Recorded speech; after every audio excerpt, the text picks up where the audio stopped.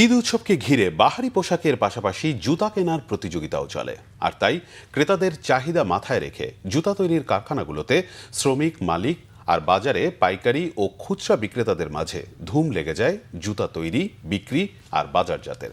বিস্তারিত ভৈরব প্রতিনিধি সত্যজিৎ দাস ধ্রুবর পাঠানো রিপোর্টে। ঈদ সামনে রেখে ব্যস্ত সময় কাটছে ভৈরবের জুতা শিল্পীদের। সনাতন পদ্ধতির পাশাপাশি এ শিল্পে সংযোজন হয়েছে আধুনিক অটোমেশন, যেখানে প্রতিদিন তৈরি হচ্ছে রপ্তানিযোগ্য হাজার হাজার জুতা। দেশের অন্যতম বৃহৎ পাদুকা শিল্পের বাজার ভৈরবেই 40টির মতো পিও ফুটওয়্যার কারখানা সহ ছোট বড় 5-6 হাজার কারখানা রয়েছে, যেখানে কাজ করছে লক্ষাধিক পাদুকা শিল্পী। ঈদকে কেন্দ্র করে কর্মমুখর জুতা তৈরির কারখানাগুলো আধুনিক অটোমেশন স্থাপন করায় এই শিল্পে এসেছে ব্যাপক পরিবর্তন। কম খরচে তৈরি হচ্ছে রকমারি সব জুতা। প্রতিটি কারখানায় বিরতিহীনভাবে চলছে নানান রং, সাইজ ও ডিজাইনের জুতা তৈরির কাজ।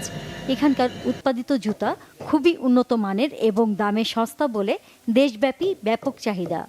ব্যবসায়ীরাও বিভিন্ন রকমের মডেল তৈরি করছে এবং এইসব মডেলগুলি আশা করি যে খুচরা বাজারে খুব পরিমাণ সেল হবে।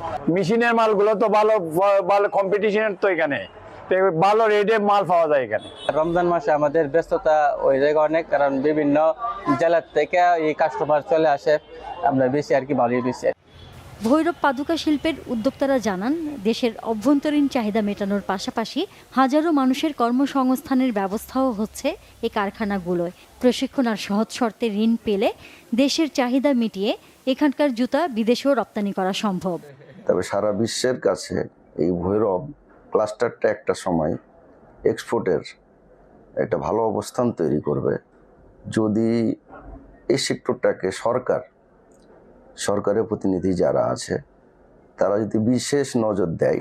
দক্ষ ট্রেনারের মাধ্যমে ট্রেনিং দিয়া দক্ষ শ্রমিক তৈরি হবে, আর এই দক্ষ শ্রমিকের মাধ্যমে আমরা ভালো জুতা ইন্ডিয়া, চায়নার সাথে পাল্লা দেয়া ভালো জুতা তৈরি করে দেশের বাইরে রপ্তানি করতে পারবো ইনশাল্লাহ, এবং সরকারও লাভবান হবে, আমাদের এলাকাতে কর্মসংস্থান বাড়বে।